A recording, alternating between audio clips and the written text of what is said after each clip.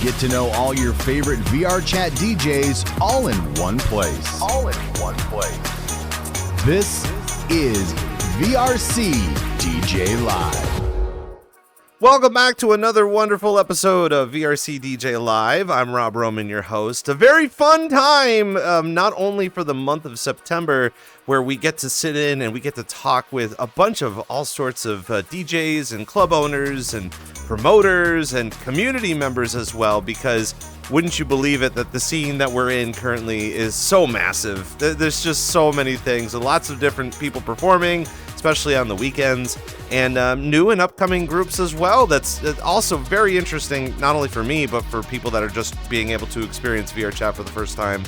And this is it. This is the program that we get to do that for. So glad to have everybody here. Of course, we broadcast every Thursday on Twitch and rebroadcast all the information up on YouTube. And very fun thing, I know our staff and I have been kind of talking a little bit about this earlier on, but I want to make sure to let everybody know that everyone that's interested in the program, that we would love to have you on the program, as well as being in the chat up on Twitch as well. So if you are a DJ, if you're a community member, or if you're looking to be a part of our staff and want to make history, VRChat DJ history, we're always looking for submissions, and we've got the submissions for you down in the bio on Twitch, as well as in the bio up on YouTube for all the things. So again, glad to have everybody here, and again, welcome on into September. Brand new month, brand new guests joining us here on the program. And wouldn't you believe it, normally we would have our guests just sitting in the chair, but you have literally brought your, well, not your entire harem, but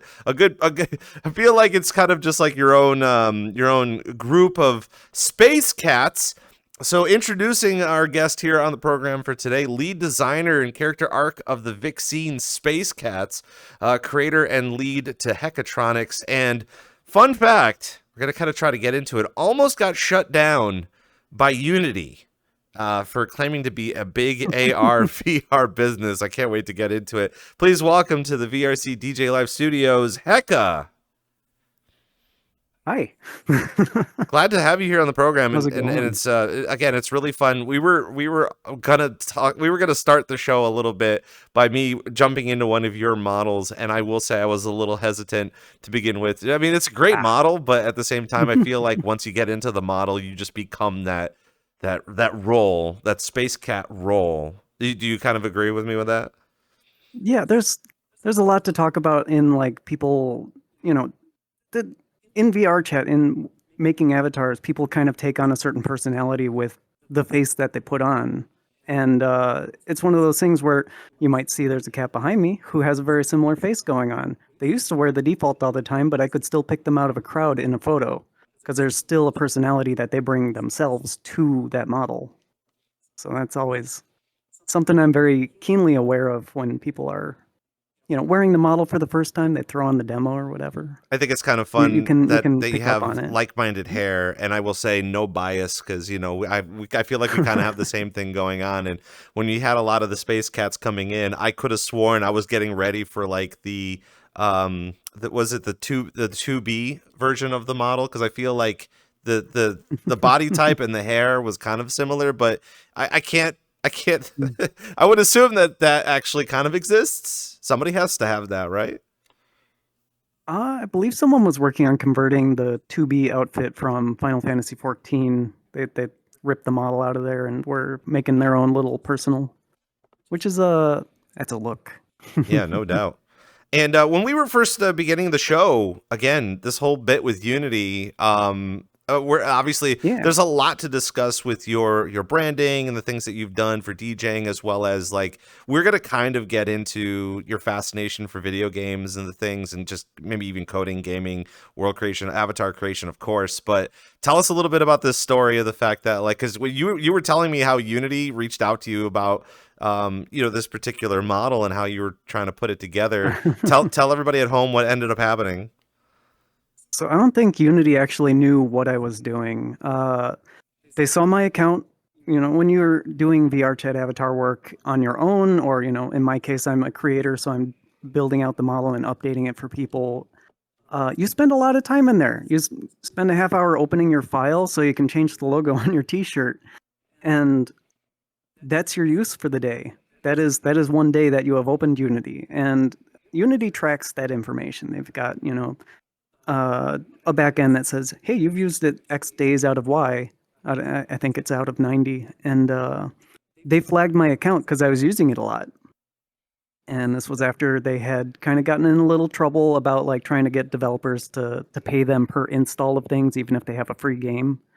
There was a whole kerfuffle about that. But yeah, they started reaching out to people, including myself, and they did some digging. My old account, not tied to anything with my name on it, with my address, with my business. They found me. They probably managed to link it through data leaks, data brokers and all that stuff. Hunt down that this email is tied to that name, which could be on this LinkedIn profile. And they sent me an email at my regular business, my name at that business, which I only use for invoicing. And they're like, hey, we assume you guys are, heads down in a big project right now, but we'd like to meet on your needs for our licensing. We believe you owe us the industrial license. And it's like, hey, let me look at the licensing really quick. And again, I'm doing this. I'm making my model in Unity. I make a couple $100 here and there. But the licensing goes to a studio license at like $100,000 earned annually, which like I would love to owe you that money. I would be in a good position there. And then the industrial license was something like you or your clients combined make $1 million or more annual, and that's what they thought I was some big multi-million-dollar corporation doing AR and VR based on I believe it was my mom's credentials. Like they found my mom's website and were looking at her resume that was on there, and it's like, hey, I'm a cat girl on the internet. What's up? And it took a couple emails back and forth for them to say, okay, we've determined that you don't actually owe us this money. We'll unlock your account. And then it took them like 5 days to actually unlock it. I have a screen cap of like the cat in my workspace with the little your license has been deactivated square on the front. So it was a little nerve-wracking. And, I actually wanted to talk with them and make sure it was amicable and they weren't trying to hunt me down before I like made an alt account or something to just bypass it. But it must be pretty humbling too, the fact that like they're treating your work with such professional gusto, right? I mean, like you got to be able to sit there and be like, I mean, I could make about $100,000 with what I'm doing here. Maybe Unity, you should be able to tell me how to do that first, and then we could probably work out something later, right? Not even shipping a Unity product. Like I think they charge, or the whole thing is about, building your product and shipping that, distributing it to Android and to Xbox and, making installers for things. I make a 3D model and I just happen to have to go through Unity to put it here, as do we all, right? So.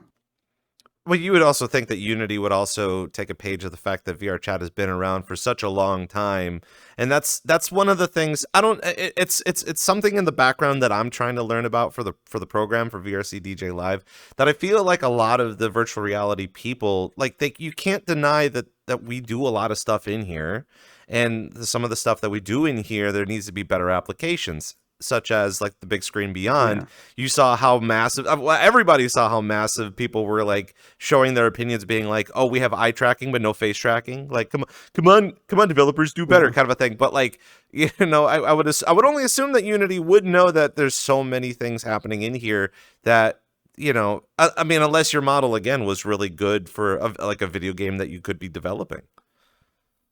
Yeah. Oh, again, I don't think they knew I was linked to the model. They just simply looked at my business and tied that to an account that had been open for 70 plus days of the past 90. They even sent me a little screen cap of the software they used to hunt all this information down. It had my IP address on there, like from all of my logins, including like one day where I think I turned on NordVPN and it put me in Brazil, and that was logged in there. It's like, oh, huh. Okay. Yeah, Brazilian Hecka. This is not a sponsored segment. So a good portion of my community, well, a portion of the more hardcore part of my community, people I see very often are Polygon, Pawlygon. They are a Brazilian group who made the original face tracking for my model, and they make assets. They're currently updating a number of clothing things.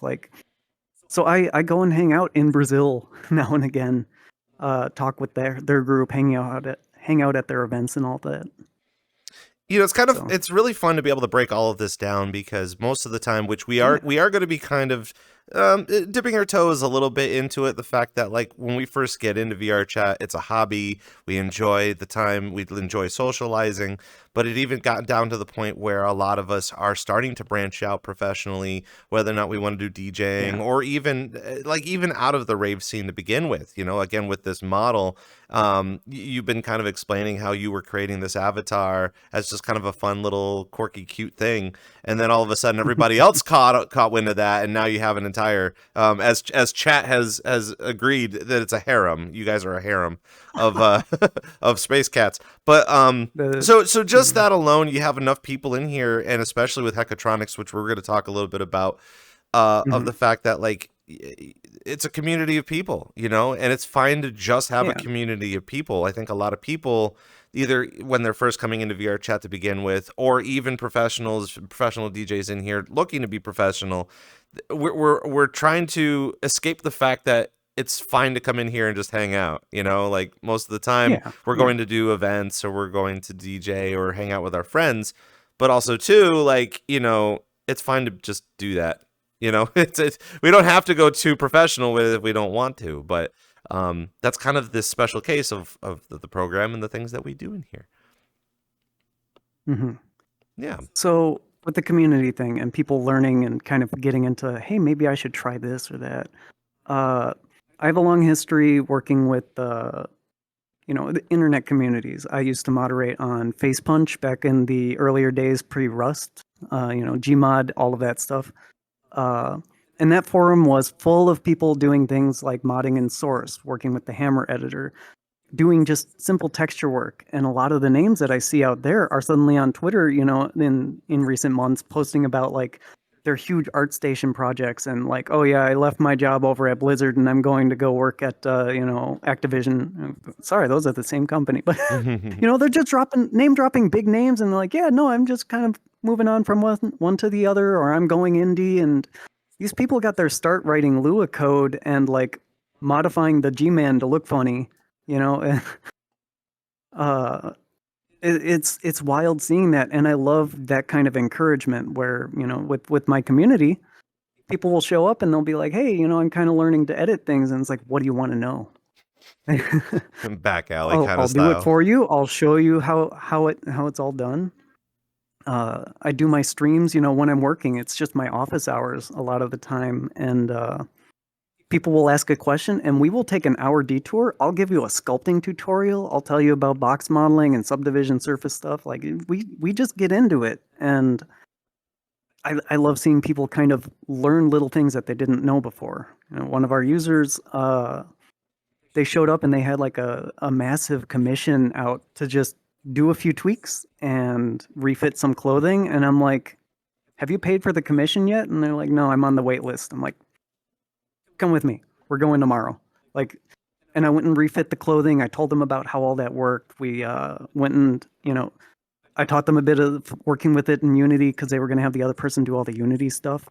And sure enough, like a couple months later now, they're just walking up with all these cool edits that they've been doing. And it's like, hey, did you do that recently? And they're like, yeah, no, I was kind of learning a bit more Blender lately. And it's like, that's awesome. That's exactly what I want to see. I know in VR chat, there's a lot of networking, and from your experience, do you think that normally you would go to college and then you would network with your colleagues and then try to find work outside of that? In this particular case, everybody's doing stuff off of, you know, Blender's free, Unity's free. A lot of people were doing VRM stuff for VTuber models and stuff, so that's all free as well. And obviously you pay a little bit of money if you want something a little bit more girthier.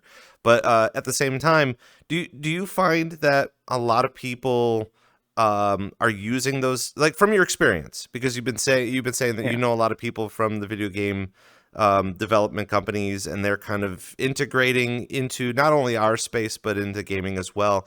Are you starting to see a lot more people that are passionate that want to start making stuff like this, and then have had those talks about making either a game or even a further community about making avatars or world creation? Yeah. I think it's a big enabler for people to meet, I don't want to brag, but people like myself, uh, where we're just hanging out. I'm here. I'm showing up at parties. I'm going places. I'm not like some higher than thou crazy person that like you can't approach. People treat big name artists like that all the time on Twitter and whatever. They're afraid to send messages and ask questions. This is open source. We're here. Come ask me what you want to do. Let's learn to model. Let's learn to texture everything. But networking in general, like my mom and I, for some pretext, my mom is the tech wizard that inspired me to do a lot of my own work when I was young. But the two of us had our own company together, and we actually ran networking events in our general area. And it was for 3D architects and engineers and people who were doing stuff with 3D Studio and AutoCAD and Maya and everything else. And that was just a wonderful place where you would have a bunch of high schoolers and college students show up at random to ask questions. And you would have ourselves, we would have other people who are like major architects, people who work in the games industry, everyone showing up. We'd meet at, there was a college down in Chicago that had just opened up for like industry professionals teaching you as the teachers. It was effectively like you were there doing actual industry work instead of just learning things from a textbook, right? And people would just show up and be like, "Oh, it's you. All right. Hey, how do I get into your industry?" And they're like, "You looking for a job? I can start teaching you." Like it was a very interesting experience seeing a lot of the connections being made and even making them myself. Uh, it's something that's highly underutilized in a lot of these spaces. So again, coming around to VRChat, I go to a lot of creator meetups. I go to a lot of my events where there are a number of creators. The creator of the Fennec and Otaru, you'll see one of our users back here is not a cat. Two of our users are now not a cat.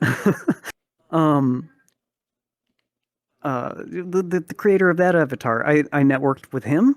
His whole avatar group starts coming to our events. People are asking me questions. I'm asking them questions. We're all learning from each other. So What I find very interesting is the fact that even moving forward, this year alone has been quite taxing emotionally when it came to the VTuber scene and a lot of VTuber groups, and they're starting to get defunct. And I think a lot of people that are outside of VRChat are starting to kind of lean into VRChat a little bit about what it is to be a VTuber. Now, I'm not going to say that most people in VRChat are VTubers, but we're also starting to see VTubers coming into VRChat where they're going to need to know that integration between the VRM style and or even Maya and kind of going into Unity as well. yeah. Where do you find the landscape of what we're doing in VRChat that will lean into more VTuber things in the future? I know it's kind of hard right now because I think it was literally 2 VTuber agencies just said, we're done. And then we never really heard too much about anything besides being independent. But I can't help but feel like more, just as more groups are being developed and more agencies are being created with more talent on social media and stuff like that. Do you think that like that whole process of how we're starting to integrate in VRChat, do you think is going to replicate even further down the road for VTuber culture? I've been working on a number of things with like the VTuber sphere, right? We have a number of users who started out VTubing. One of the DJs who works with me in our events, 2.0. It's really hard to explain how that's spelled. It's all with zeros. We can shout her out later. She's part of the Final Fantasy XIV community, and she liked the avatar enough that she wanted to VTube with it.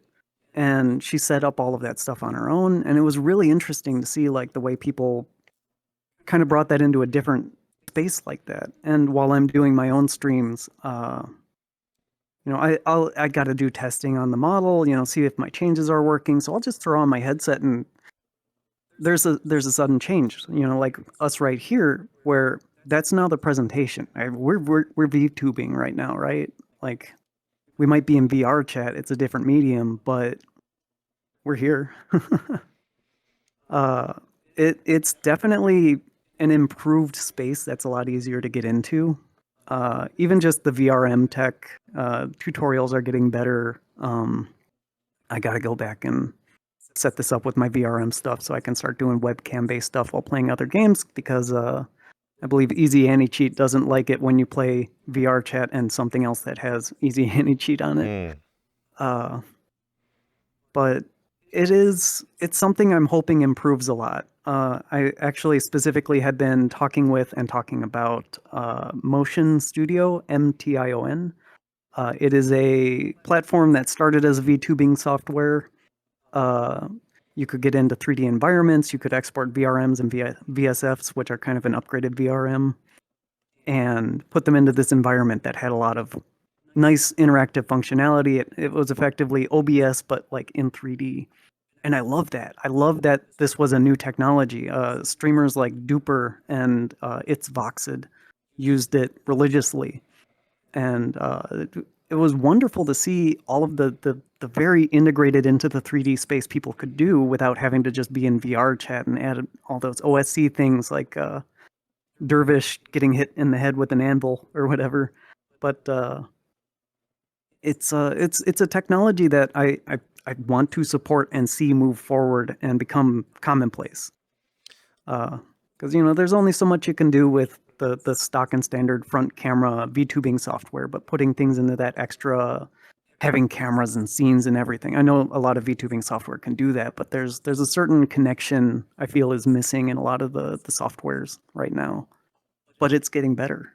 All of this and we're starting to see a lot more creativity. All of this is super interesting for me on my side of things, especially because I've had conversations with a lot of different people, the DJ side of it coming up to me, asking me how the industry, the regular industry, the IRL industry is integrating, how it's changing, what we need to be doing in here. And I'm fascinated because I want to be able to see the DJs in here make money. I want to see them go and have a good time, make a career out of it. I think obviously, they say you never work a day in your life if you're having a good time with your career and the things that you're making. So understanding the forecast and the landscape of avatar creation, world creation, as well as the VTuber economy continuously going, it fascinates me so much because we're taking our passions and we're trying to make a career out of it.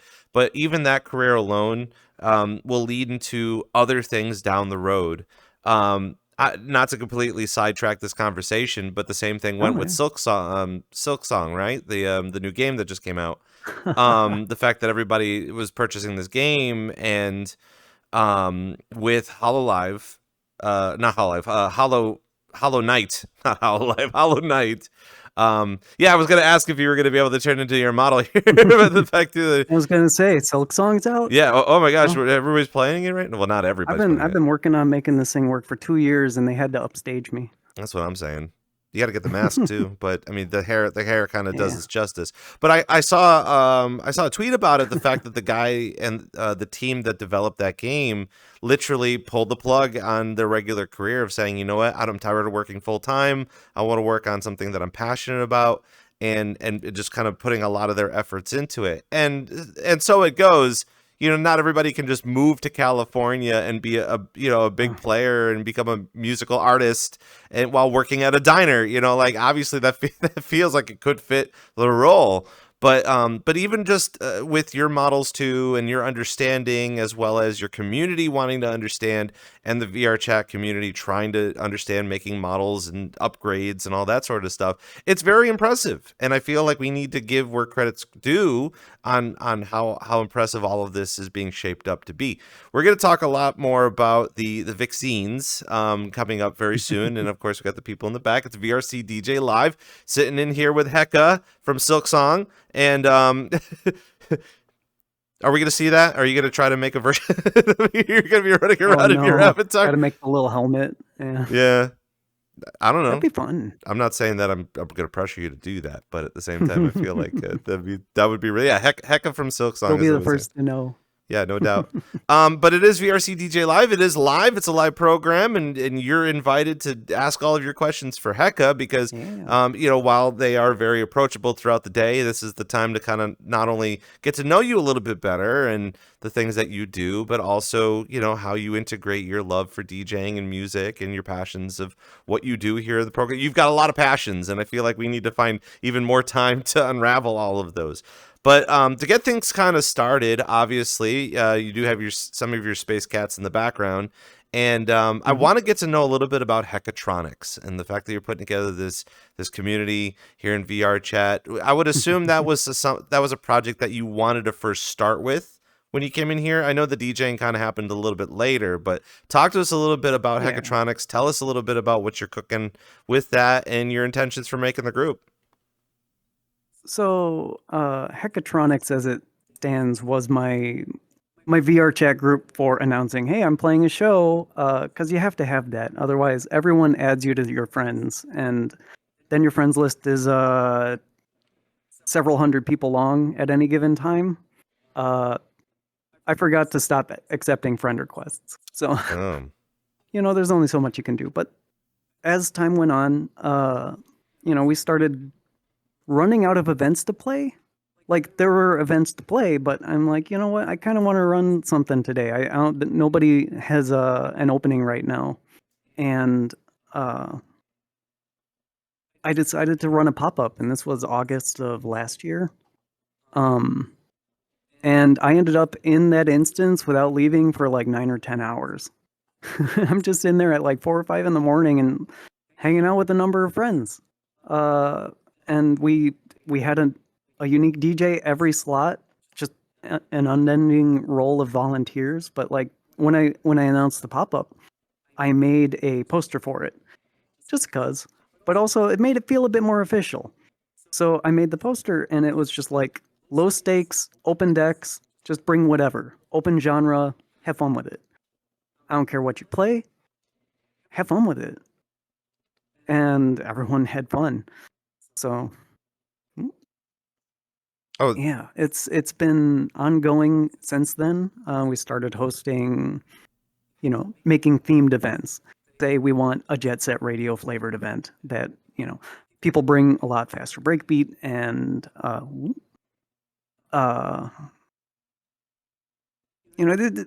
something with some funk, something with some kick. I'm not going to tell you have to play glitch funk. No, just bring something that reminds you of the game. We had another event recently that was like, it was early 2000s punk kind of stuff. And I love that people had way different sets throughout the evening.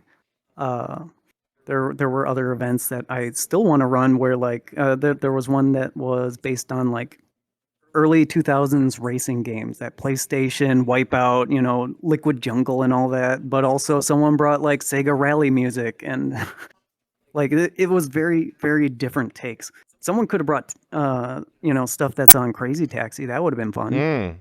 But who knows? Right? Like I want there to be an idea, but I still don't want to restrict people. And that tends to bring out a lot of creativity when people kind of make a set list out of it. See, now that you're kind of talking a little bit about the difference of genres, and I know we're going to get into the Genrefluid, of course. I know that's kind of something we were discussing earlier on, but you have a lot of different themings on your group. One with the space cats, one the fact that it could be any genre. Everybody likes to vibe and hang out. But also kind of loosely based off of that speedy music and the video game style music of Jet Set Radio, which I know there was one things that we were kind of hyping up a little bit about, kind of talking a little bit about how that's one of the genres of like video game style, funky style beats. Or funky fresh beats, as they would probably say, and it is something within that group that not too many people know how to DJ, or I wouldn't say it's kind of niche. It's not a niche. It's definitely a different flavor that you get to experience in here. But did you find that creating Heckatronic, what was kind of, besides understanding that it could be open format, was it more focused on the fact of your vision of the avatar? Was it a vision of the fact that most clubs didn't really cater to that type of genre? Where do you find that creating Heckatronics, like there's so many different reasons for creating it, but what do you think one of the primary reasons for creating it was? I didn't really know if there was a niche to fill or not. This was more just, we're bored, we're opening something up, right? And there are definitely different clubs with different atmospheres. I haven't really treated it as a club so much as like, hey, if you like my sets, you're gonna like my friends. Cool, come hang out. So it's been a very fluid, just kind of getting things into motion. And sometimes it's the only thing I really care about is like, I run a pop-up on a Tuesday night. Some people show up and they're like, please run another Tuesday. We have no other events to go to. And this was awesome. Holy shit. Like that's, I need to run another Tuesday event. But and again, that's super surprising. That kind of a reaction. That's super surprising to me too, is because like, you would think that VRChat has plenty of groups. You think that VRChat has plenty of opportunities. Oh, yeah. And like it happens far too often too, especially for people that do enjoy music or socializing with music. I recently have been hearing a lot of kind of imbalance on TikTok and Instagram on how people genuinely don't want to go to IRL bars or clubs anymore.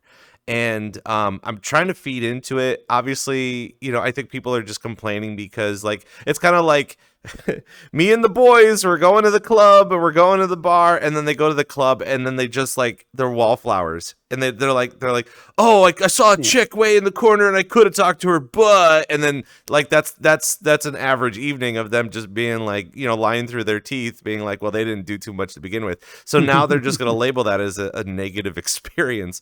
But in VRChat, it's just kind of it too. It's just like, it blows my mind because there are so many clubs and there's so many things to do, but I feel like there's still room for improvement. Yeah.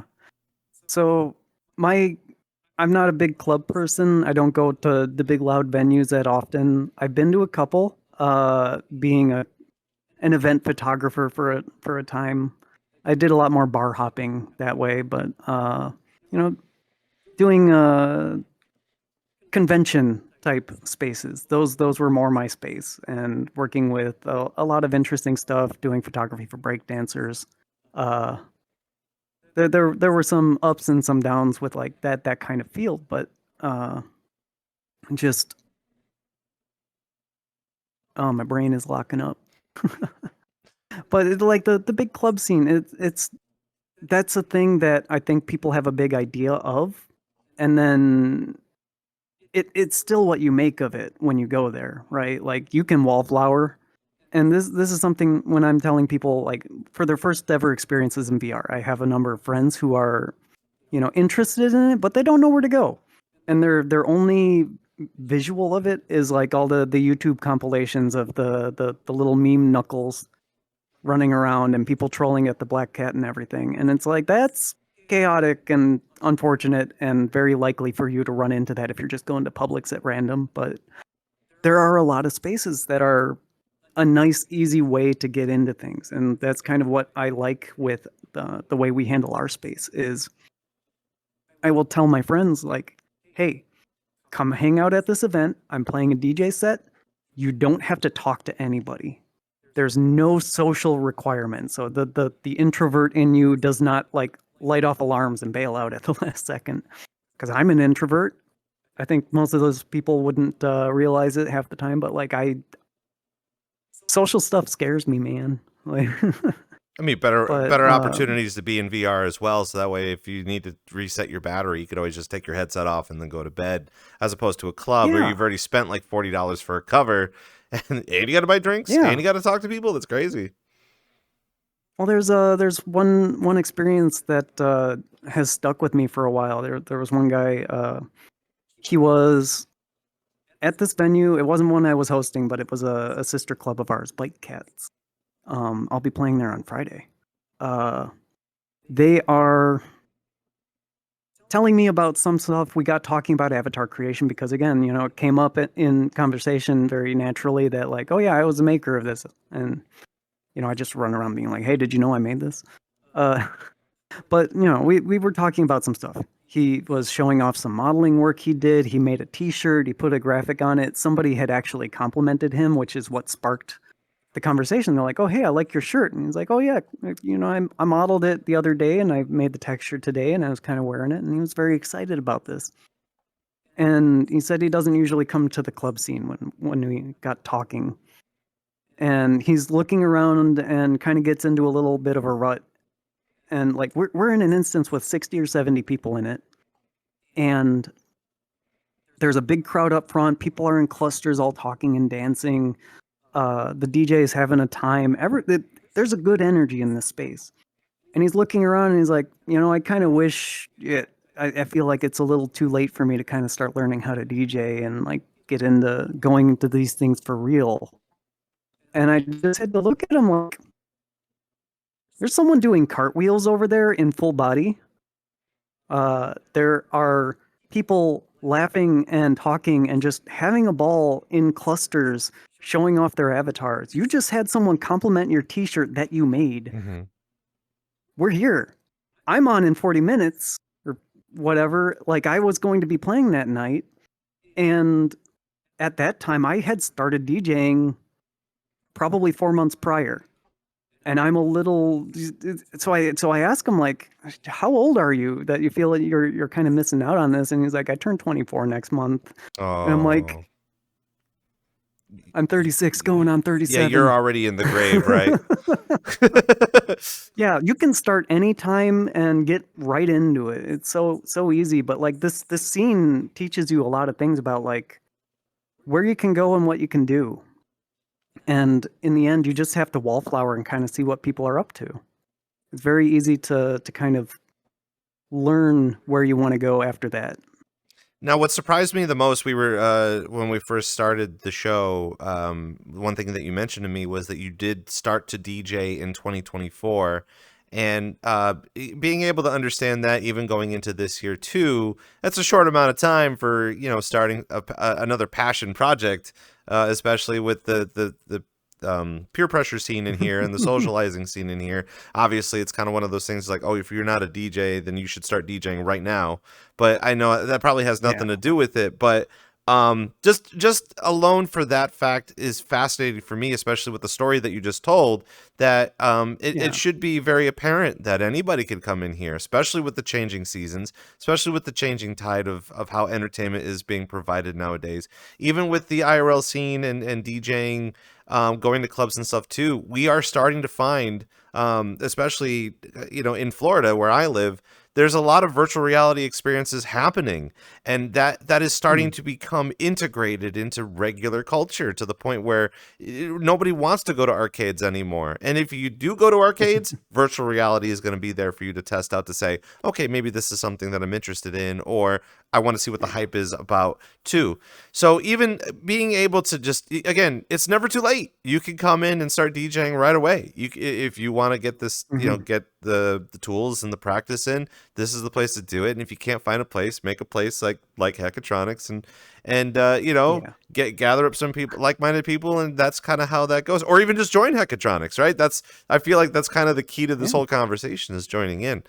We're going to further our investigation of your club in a moment, but what I'm kind of interested in, I think a lot of people are interested in, is when you first started to get into VRChat. Take us back to when you first came in here. What brought you in here? How did you even come across VRChat, the scene? And talk to us about a couple of your first experiences in here. So when VRChat, not when VRChat, probably around when VRChat started. When VR started to hit the scene, I got the Oculus original dev kit and I tinkered around with it at my job, which I did a lot of architectural visualization. I'm the kind of person who like takes an architectural plan and puts it in 3D, makes it look pretty, and then shows it to the client for them to go, wow, yeah, that looks great. I do want to finish building that. Or they bring it to the mayor and the mayor says, yeah, that'll look fine in town square, sure. But there's a lot of things in the build outs. I started learning about like the context of what does it look like to actually stand in that space. Does this walkway feel extremely awkward? Not this one, but what's the ceiling height feel? There was a build out in downtown Chicago that I was working on and did some VR stuff for, where there was a concrete pillar that was part of the structure of the building. The architects thought that would be totally fine, but the moment they put on the headset and kind of did the little walkthrough tour of the space with my build out that I did, and they're like, I feel like I'm going to hit my head on that. Oh no. So their measurements were off on something maybe, or they just didn't realize that started so low on the ceiling, or on the wall to the ceiling. But as time moved on, like I did little experiments in VR. My boss made a very expensive mistake by saying, "Oh, you like to do the VR? Let's spend some money." And he spent $200,000 on the Cube, and it was this big projector, like 3 walls and a floor with short throw projectors on it, and it was running software that I'm pretty sure was written in the 90s. Oh. But you'd stand in the middle and wear like some 3D glasses with infrared tracker balls taped to them, and it felt very jank. And it's like we could have just stuck to the headset, but okay. But I didn't touch on VRChat until 2021, I think. Did a little meetup with some friends for the fun of it, and that went all right. And I set it aside. I had like a Pikachu avatar I put on, and we went world hopping at some of those different places with the avatar pedestals all over the place.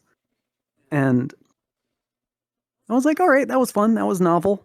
Not exactly what I was looking for, because at the time, like, VR sickness was a very big problem a lot of people had. And the only thing I trusted was like the cockpit experience, throwing yourself into Elite Dangerous, or the like, where you have a space that is solid to your actual, if I set my desk right here, it would stay there. I would know that horizontal is horizontal. I would know that everything, as I move around is where it is.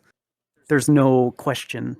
And I've gotten better at that, obviously, moving around in VRChat, but you have to get your sea legs. So moving forward, I'm working on this model. It's a personal model. Learning Blender along the way. This was my project for figuring out how to do sculpting and to do read topology and rigging and animating and all of that. Learning the game's character pipeline, because I spent my life working in architectural visualization, and that's very rigid and lifeless at times. And it's like, I want to make something nice that people enjoy and can compliment, right? I can post it on Twitter or whatever, and people will go, "Hey, nice cat." And so I did as I was working on it. And eventually one day someone says, what are you going to do with your model after this? Like, are you testing it in Unreal or something? And the friend says, you could put it into VRChat. That would be an easy way to test it. And it's like, I do have an index. Yeah, sure. Let's kind of play around with that. But I had that same experience starting out, where I feared the black cat. Just the idea of going to public spaces. So I was just logging into an empty homeworld and doing my experiments and taking pictures and showing progress as I worked. And someone came on to the comments in one of my Twitter posts, and they're like, "Are you going to sell that cat?" I'm like, I could make this customizable if you really want. Like, you want me to make you an edit? And we kind of started talking, and I met up with him, and he's like, I want you to meet my friends. We host a little party every week. It's just like a little invite group. So like, it's safe. People are cool. It's fine. I'm like, yeah, sure. So I go and I meet up, and there's like 30 to 40 people. There's a DJ playing for 2 hours at a time. There's 2-hour segments. And it's like going to a house party. And I didn't know that's what you could do in VRChat. It was like, I just went to a friend's house and like listened to music and just chatted with people. And that's when I started networking with other avatar creators. I started learning from people who were interested in the model, what they were looking for. This thing suits a lot of androgynous needs. We've got a lot of non-binaries and trans girls and people who have very, very lovingly written comments on my like the Gumroad reviews and stuff like meow meow meow meow meow. Hmm. Or turn me into a furry 10 out of 10. It's been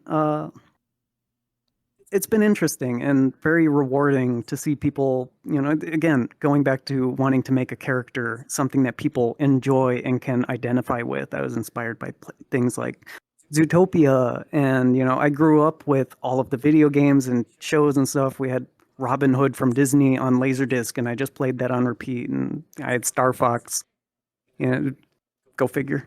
But I wanted to make something that people could identify with in the same way that I enjoyed all of the characters on TV and stuff. And I think I accidentally made something that people identify as, which is even cooler. So, so even like understanding the whole Publix thing, I would assume at some point in time you stomached it, went into it. I thought it was kind of funny how you're mentioning Black Cat. Black Cat, to me, I mean, I've always known the Great Pug to be the thing. Pug, yeah.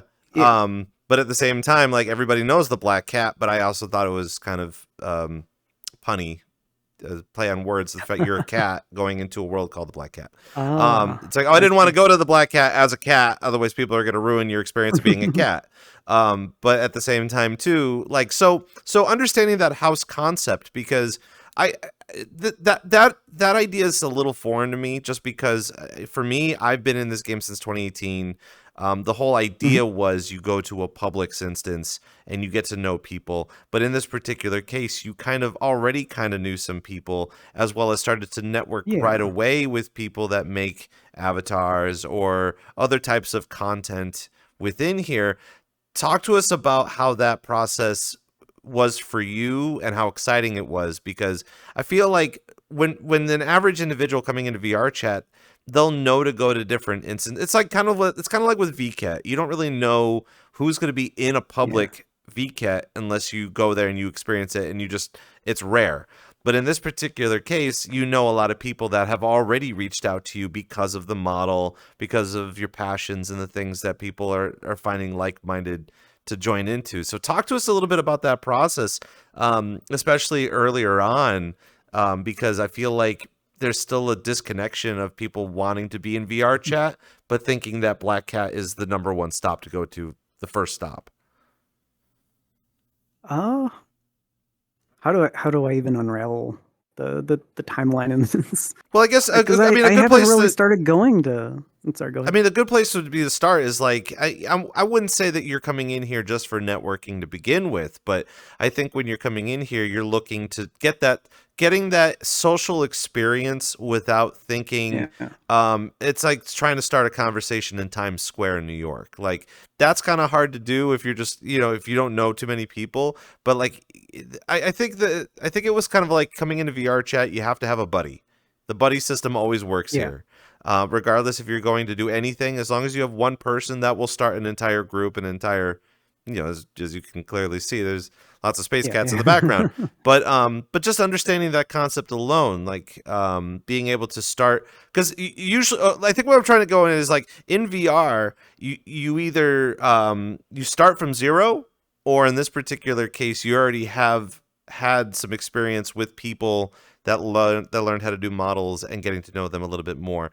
But even the fact of, again, like I was saying, IRL, meeting up IRL, now you're meeting up with the entire world of creators from all over the world.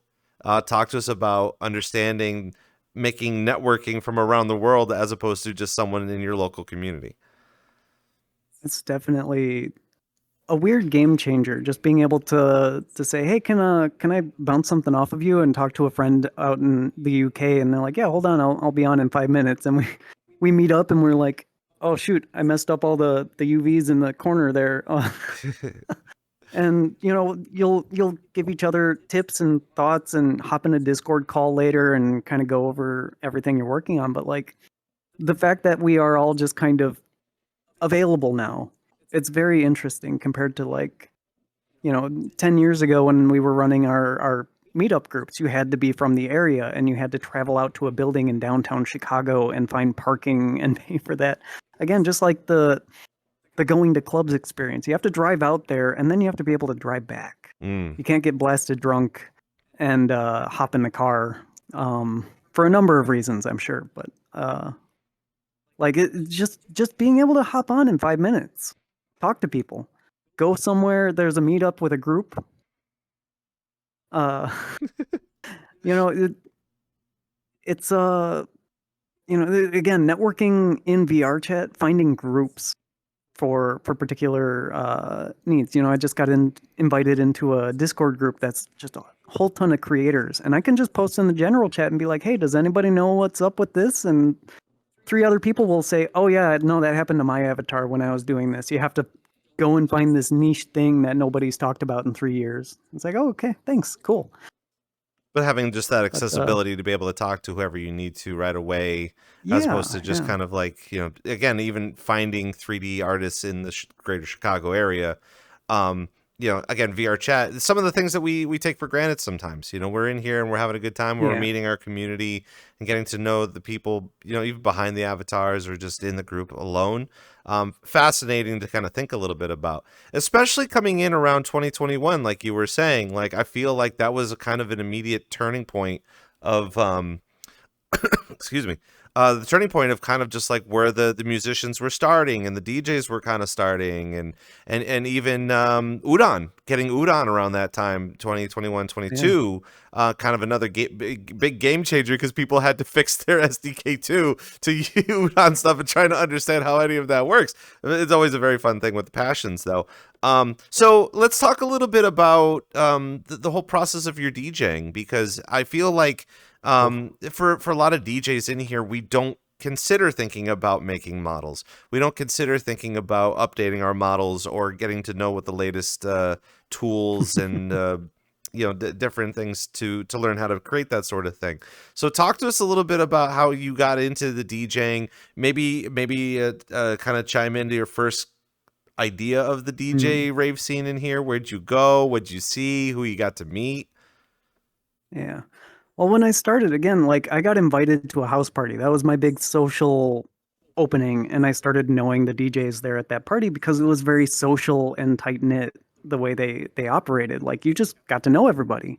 It wasn't some guy up on a stage and then they leave right afterwards. And going from that scene, you start following those DJs, and they recommend people, and you meet new friends who are like, hey, you know, what do you want to do? And through that general network of friends, I started meeting a few people who brought me to the Nurtured Festival. It was Nurtured 3 last April or so.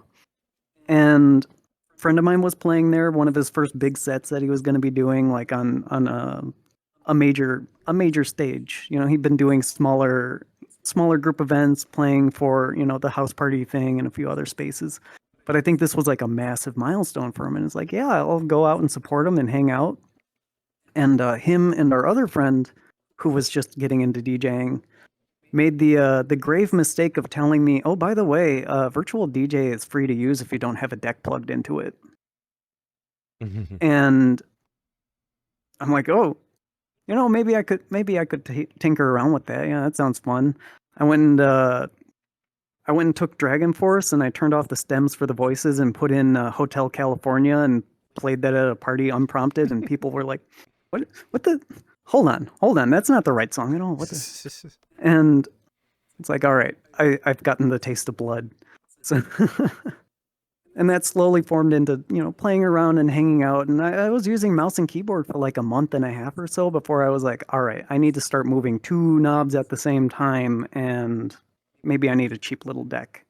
So I went and bought an Impulse 300 Mark II, the Hercules, off of Amazon. It's been permanently on sale from like $300 down to $2. I'm still on it. I don't know if I need to upgrade out of it. Everything's on there, especially as you customize things up. But yeah, the DJing stuff, as things progressed, I hit the ground running. There was a lot of drive to just work on that. And okay, let me rewind a little bit. So in this timeline, around the time I went to Nurtured, I announced that I was working on a version 2 of my model. I was fixing all the things I did wrong while I was learning to do everything the first time. I was upgrading some stuff, doing new UVs, and applying all of this new knowledge I'd gained over time to just make a nice gold pass. And I started working on that, and then I started to DJ. And I just released the version 2 like a week ago, 2 weeks ago. I'm sure nobody's mad about that. But that's been a thing is, I didn't actually stop working on it. I was constantly working on the model and not happy with it. And when I wasn't happy with it, I would have to sit and stop and work on myself. So what do you do when you work on yourself? You sit there and you just focus, you meditate, you do something that you enjoy still, so you can kind of forget about all the stuff that's, causing your brain to kind of smoke a little bit. And the DJing was just the right hitch at that time for me to sit and start going through my music library critically, because I'm extremely ADHD, as many will attest. And the general method of ADHD and music is you listen to a song for 30 seconds and you remember the rest of the song and you're like, yeah, I've heard this too much lately. And you hit next, and you hit next, and you hit next.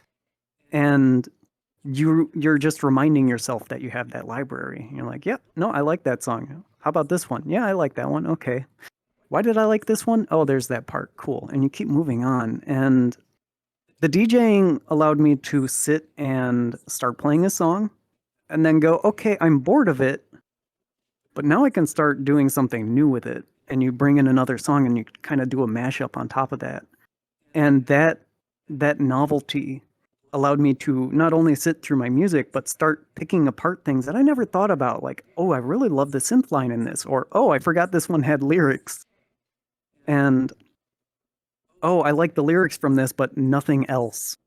And I'll start using just the lyrics from that song on top of other music at random. And torturing all of my regulars with that, but, Yeah, but it's also good to have like been... some opinions from your regulars, the people that come and hang out with you, to be able to tell you whether it works or not.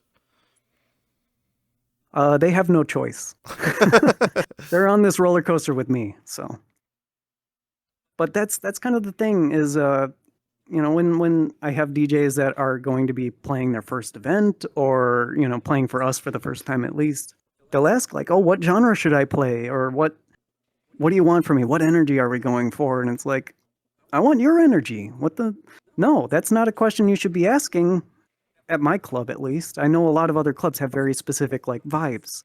I'm not going to Refuge for country music, I guess. I can't bring something out of, but like there's only so much you can do that fits a good energy from yourself. I think we already covered this too, where I would rather people bring good energy and weird music that nobody's heard before, because that is entertaining.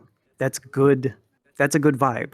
Everyone loves being at the club when you are playing something that you like, and in turn, you're having fun and doing a better mix. But yeah, it's something I'm always kind of aware of in the back of my head when people are, asking like, oh, what inspires your music choices? Is this what's popular now? Or and like, I don't know. I'm going through my SoundCloud likes from like 2014. Mm-hmm. And all of this is very interesting too, especially because like I kind of treat that theory kind of the same way that VRChat is still early access, right? It's still labeled as early access and it's a sandbox, so we're constantly building. There's no end to it, but everything's kind of changing, and depending on what you want with the change is going to help, how you were able to experience this whole thing to begin with. And it's an ongoing struggle and fight, especially when we're in the sandbox of peer pressure. I'm not saying peer pressure as a negative thing, but more of a peer pressure of just well, if your friends enjoy it, you either like it with your friends or suffer to be by yourself and enjoy the thing that you enjoy by yourself, which, again, is no problem. If you're going to enjoy country music, then go and enjoy some country music. At some point in time, there will be some people that will follow you, either create a club or enjoy that type of a vibe. But just that understanding, too, is like, how you're learning how to do the DJing, what you need for a console or software, comparable to what people are proactively using, or even the pure pressures of owning a CDJ. You know, like the CDJ 3000s are Oh, stupid expensive. I can't imagine anybody trying to purchase that straight out the box, especially if they're just starting or learning to have a good time with it. So finding all of your passions and all the interests that you're putting yourself into and learning about how all of this is working out is very interesting to me and a lot of other people that are considering doing it.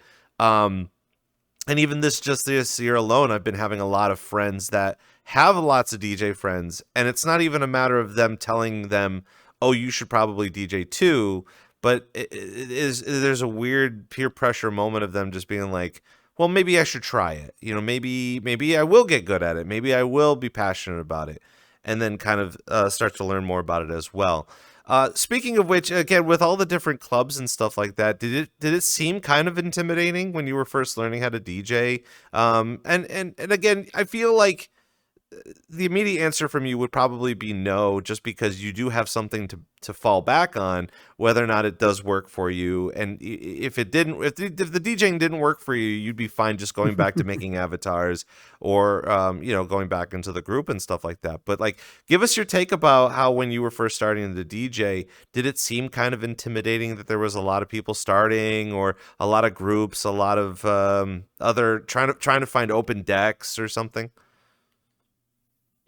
so I wasn't really looking for open decks. You know, I was DJing just for me, playing around with friends. I have a number of friends that all DJ'd, so I could just show up and listen to what they're doing, and then they'd be like, "Yeah, here, plug your stuff into the CDN, and we can, give you some pointers and stuff." And we had a good time with that one. And then one day, a friend of mine, Regen Storm, sends me a message, and she's like, "Hey, can you be on in like 10 minutes?" And I'm like, "Yeah, sure. What's up?" She's like, "There's an open decks. I want you to play." And it's like, "You sure about that?" And she's like, "Yeah, it's low pressure. It's just a couple people here. It's a friend of mine runs a club. So I got brought over to Club Rizumu with Aliquim. And Ellie was having a bit of a sick day, but she got on and she's just kind of lounging around and talking a bit about like, yeah, I figured I'd just run an open decks and let people do whatever." And I'm like, you know what? There's like 8 people in the room. That's low pressure. That's what that's kind of what inspired me later on to to sit and run my own events as a low pressure thing. Is like, I this doesn't feel like I'm being put on the spot. There's a couple people here. Half of them are DJs. We're all just hanging out the same way that like me and my couple DJ friends were already doing. So I signed up for it, and it turns out everyone in the room at that point was a DJ who was signing up for it. So I ended up staying up all night waiting for my slot. And as people played, the venue started filling up. And I think by the time my set came along, we had like 47 people in the instance. And I Wow. was like, I'll suck it up. So much for I low already hyped pressure, myself right? up to play it. Yeah. But I got to sit there for the event and like watch the build up of people showing up, seeing how people kind of react to certain stuff. And I played my event, and we had a number of, I already had a gaggle of people hanging out with me. I told my friends like, "Hey, I'm going to be playing an actual set. You want to come and like support me, hang out, add some numbers when I thought there wouldn't be any numbers, so I wouldn't feel alone on a stage in the middle of nowhere." And sure enough, people turned up, and from what Aliquim said, I killed it, and she wanted me to bring my friends back more often because it was a good energy that night. And I feel like that first step is such a huge thing, which is why I keep trying to encourage that with the open decks. In general, like I want people, if they have not played before, to take advantage of the fact that our space is available. I don't want this to be like some exclusive club where open decks is just like all the big DJs got to come up and like, everybody signs up because that's the only way you're ever going to start playing there. And it's like, no, just come hang out. Show up a little early. See what the vibes are like. If you click with it, that's cool. Awesome. We've had a lot of first timers there. Friend of mine now, Quinn, Nanopixel in game. She played her first open decks in VR in here. Absolutely did wonderful. I keep seeing her everywhere now. She's at every event space signing up for the same events I am. And it's really cool seeing people just on that hustle immediately. I feel like because they're clearly emboldened. I feel like a lot of the time we have to check ourselves, especially for the people that want to be interested in DJing or get into a club or something. And most of the time, like we've stated before, like a lot of people will go to YouTube and they'll see packed instances, or they'll watch their favorite club stream on Twitch, and again have just a lot of people there. And we always kind of go back and forth with the different obvious sides of the spectrum, where it's just like you either want to have all those people, or you're over intimidated the fact that there's so many people there that you don't want to be performing for. In this case, like you were saying, you were wanting to perform for like 7 people, which then turned to 45 people, but that's still a really good experience too, to get an understanding of how that feels, even compared to like if you were just wanting to DJ as a hobby and want to kind of get into it. These are the kind of the things that I wish we could bring a little bit more light into, especially on the internet, because while everybody in here is constantly looking for the latest, greatest, they want the full 80, or maybe they do want to grow as a creator. Where what is 80 too much? I'm a little afraid of like hitting the point where 80 is just a regular occurrence. We've hit it a couple times with our events. 4th of July, everybody was out to party, but like we had a good time. And we kept out the instance at 80 that night, and we were celebrating. That's absolutely awesome.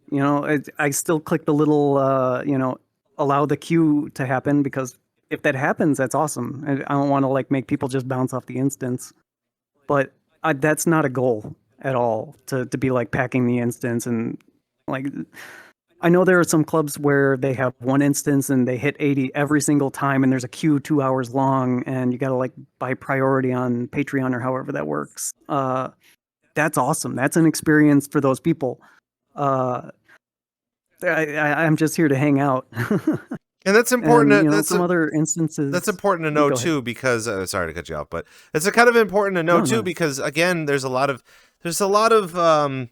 I'm trying to come up with the funny words for it, but it's like everyone expects that as a DJ in VR that you're going to receive some sort of fame or popularity or celebrity status. And what we touched upon at almost every other episode of VRCDJLIVE is we're in a village. We're in a small little village. So if you're going to gain popularity or celebrity status in your village, that's great, but there's still the rest of the world. Like once you get out of the village and you say how popular you are in this small village of some 100,000 users, not necessarily mean that all 100,000 users are coming to see your show anyway, or even know who you are. So you kind of have to check yourself. So it's a weird, like we have to continuously talk about it, because maybe there are some people that want to know what it's like to have a full 80 instance.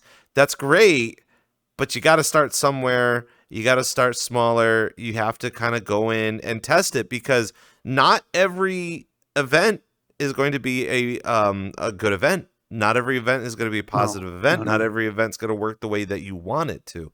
And that's also kind of going for the attendance part too. Like if you're expecting 45 people and you only get 2, then you're going to be disappointed. But that you grow as a creator with that, and understanding that type of concept too. And even finding your tribe. Aliquim is a very good DJ in here, has been in here for many moons, but has plenty of experience of understanding putting together a club or an event or performing. So not only the fact that you're getting some really good kudos from Aliquim, hopefully that sparked something with you to continue on with your DJ journey, maybe.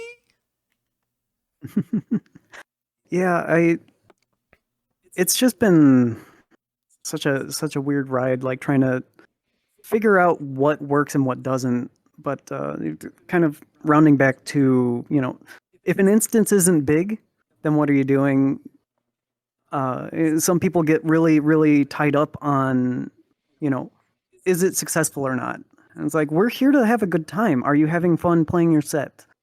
Are your friends here? They should support you. They don't have to be here, but like, You have a couple friends, they show up, you get 5 people in the instance. People will see that they're on Join Me in an instance with like 5, 10, 15, 30 people and go, hey, there's a party happening over there. And that kind of snowballs. And it's a dynamic you have to kind of play to. And on top of that, like the venue itself can make or break a lot of things. Some venues are a beautiful spectacle, but they're really tough to just hang out in for more than like an hour or so because they might be bright or flashy or whatever, or you can't hear people because they have like audio dampening going on by default or whatever, and you're there for the show. And on the other side, you've got spaces that are massive, and it could be because people are working in Unity and they don't quite have a sense of architectural design, which, I might have some opinions on. But a space might be massive. And even if you get 30 to 60 people in there, it feels like people are just kind of wandering around an open space. There's no real party feel to it. And at the same time, there are venues that you can really find here and there that if you have 10 people, it still feels good. If you have 5 people, they are occupying most of the space. But as you start snowballing into higher and higher numbers, you have a really good day when you're otherwise a club that just doesn't bring in a lot of people most days. There's still room to expand kind of back into the holding space, as it were. Like you don't have to be right up by the deck, but the deck can be kind of a... I'm going to piggyback off of that too, because while we were kind of talking a little bit about it at the beginning of this week, of the fact that like there are some venues and some people in chat are also talking about it too. Welcome on in. So there are lots of clubs that it's so massive that again anybody can be at anywhere at any time, even though you want them kind of directly in front of the DJ, showcasing that they're having a really good time. Some of these clubs are so massive that like you could have little groups here, there, and everywhere up on the 3rd floor, 2nd floor, in the back room area, whatever. But kind of going back to your theory over the fact of like performing for a group of like 7 or 8, or that turning into a group of 40 and not anticipating a really big crowd, but you're just kind of going up there to mix. Do you think that we will start to see a resurgence of a much larger space where people can go walking around, but know that there's a live DJ there behind a deck somewhere? Yeah. Kind of like if you were going to DJ at a mall, for example, right? Like you have the DJ in the food court, which seems like a really good idea. You got to feed the DJ. Everybody knows this. But you're going to want to go to the shops. You're going to want to walk around. But in the back of your mind that the DJ is actually playing the music. Do you think that we're going to start to see a spike in that interest for the newcomers that are looking to test the waters but may seem a little intimidated by having everybody in front of them? Yeah, there's a number of really easy to use spaces. I keep coming back to cul-de-sac. It's a little house on the end of a street, and there's a DJ deck built in right there, so you know where the DJ's at. Big screens, like an array of TVs behind the DJ. It looks really nice and clean and professional, and that's just a tiny little living room right there. But there's room to expand out into the little patio space outside there with windows that can see in. There's windows out to the front yard. There's a long hallway off to your side. There's a focused area that is comfortable and cozy, and you don't feel like you're out in the open and like being watched. Even if there's a lot of people on the instance, people spread out, but it still feels very inviting and cozy when you have like 10 people in that room hanging out near you and they're all clearly enjoying your music. Like the people who can hang out at the decks and like give that energy are way more impactful to your experience as the DJ. It's always very fun to bring up, too, especially because it's never ending. I feel like in here, anybody can do anything. Anybody can be anything. You can play whatever music you choose. You'll always find your tribe. You'll always find someone to come and hang out and listen to something. And it can be a little infuriating because, like, I don't know, I will say I recently went to Europe, and Europe has their own version of clubbing, and they also didn't believe me because they asked me, we were listening to hardstyle.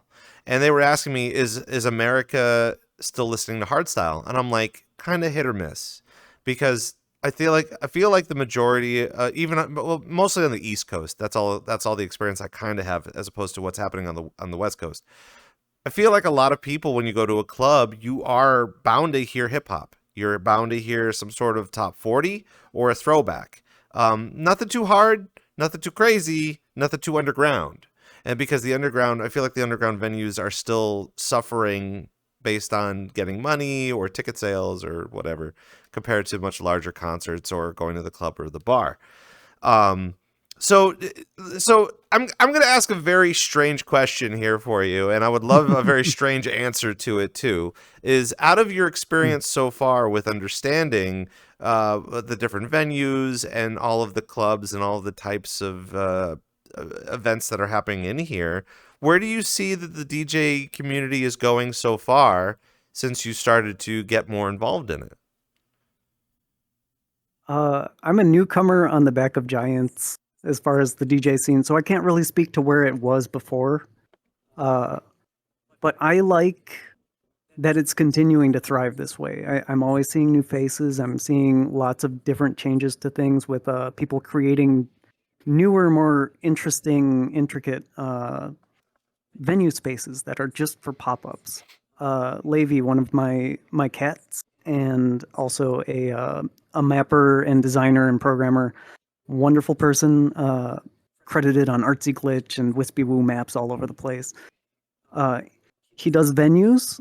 There's a venue that I played that he modeled and programmed out back in February, I want to say, for Refuge 117. And that map was just such a wonderful thing that I wish I saw more of. And we kind of want that, more of that, where the community has access to interesting spaces that can just kind of be customizable and transform throughout, the event. Even the event I played for Refuge, it's this little park in the middle of a city. Everything's a little bit pixelated and low poly, but it feels natural. It feels like a nice environment. And over the course of the entire event, like several hours go by and the sun is setting and planes are going overhead and it gets darker and there starts to be different effects happening. And it's like that kind of presentation. I don't know if I would have saw that a year or two ago. And the fact that we have people doing that right now is just awesome. And I'm kind of hoping as I get more free time now that I've released my V2 of the model. Granted, I'll be working on other avatar stuff, but like now I can kind of experiment and play around and do more weird stuff. Create new spaces, utilize my my architectural knowledge to kind of get back into modeling buildings and spaces and playing around with lighting and things and making things that feel like a novel experience that people couldn't get before. And maybe that will help with the DJ scene or even just VRChat in general, because, again, people's impressions of VRChat tends to fall down to, hey, we can go and talk at a public map and see a bunch of meme avatars. Okay, that was fun. Goodbye. Like, people don't come here unless they're already a regular here for these wild experiences and interesting places that you just can't get in a lot of other situations. You go to the bar, you mentioned like the barcades or whatever, like regular arcades where they've got like a VR demo that you can go and try out and see the new stuff. What are they going to have? They're going to have Beat Saber and the Blue. They're going to make you look at the cool whale over the railing of the Titanic, and that's okay, that's fun. That's interesting and novel, but now you've done that experience. Now I don't have to go home and order an index and figure out how to download the Blue. I could just go to the bar again to tell my friend, hey, check out this thing. It's cool. So what can we start showing people, doing VODs of our DJ sets? A lot of DJs, they just have a visualizer in the background and they post up that VOD and you can listen to the music. But I've been making an effort to keep myself in view, if not the map behind me. You'll see in the VOD for the Refuge video, there was some interesting camera stuff going on that was a little hit or miss. There was some motion blur issues. But like the camera is moving around in the venue. It's doing all of these different scene changes, looking from different spaces and catching just the energy of all these people hanging out, looking at the DJ, the person dancing behind me. It's it is an experience, and it's like, you can do that. I need people to have that kind of epiphany of, oh, that's actually kind of neat, to make them at least download VRChat and join in on PC mode, because that's still an experience. You know, walking around, being able to set yourself and see this stuff in person, as it were. You know, even on your screen, it is such a wild difference compared to just watching a video about it. You can talk to the people there. They can, you know, some people are in full body and have face tracking, and they can, you know, get really mad at you about stuff. Like, there's there's a lot of unique experiences that you don't realize are there until you've been met face to face, right? Like, it's funny enough, we Yeah. had a guest recently, a couple months ago, who was starting to understand what we do in here. And I was describing to them, I was like, you don't need to have a virtual reality headset to be in VR chat. You could be on desktop mode, and it might hinder your experience a little bit, but at least you'll be able to socialize and talk to people. And they sent me an example of something that they have used and are starting to use, that is kind of like Roblox. It's just Roblox. It's not even virtual reality. It's just like Roblox, and you can like take music from like a YouTube source, and you can run around in this little blocky avatar and talk to people on a microphone, but also like text. And it's just like, I'm like, no, stop. We've got it in here. We're good. We're doing really well. Don't tell me, Yeah. because I'll say this as just a little personal thing, but like working with iHeartRadio a long time ago, a couple of years ago, they were interested in trying to because they saw, was it Travis Scott that was in Fortnite, and he had that big old like was it Yeah, no, that was the new sicko wave mode? of Yeah, they had the whole sicko mode thing going. Yeah. And so they were just like, we want to do something too. And I was telling them, I'm like, you know, I do this virtual reality thing. Maybe we could sit down and talk. And they're like, no, we'll figure it out. How about we get Ariana Grande in Roblox? And I'm like, no. What are you doing? Stop it. Like, you know, it's like we have the technology, we have the experience with that, but there's still a lot of people out there that want to believe that they know what's going on here compared to what is technically going on in here. My immediate thought and question is that I feel like right now we're all really comfortable with the scene, right? We're comfortable with the amount of DJing that's going on. I'm getting very giddy about the holiday season and what to anticipate and expect in 2026. So I would love to get your opinion on that. Valve Decker just 2 weeks away, I'm pretty sure. Yippee! Can you believe it? Right alongside Silk Song. It's great. Would love that. No, I feel like we're gonna see a surge in users as fall is starting to kick in right now. Because you're wearing a toaster on your face. All things considered, a lot of people are taking breaks, or at least just really keeping it down to like late night hanging out with friends, watching a movie, or throwing YouTube on or whatever. Like, small, low impact stuff, not going to the club and dancing around. And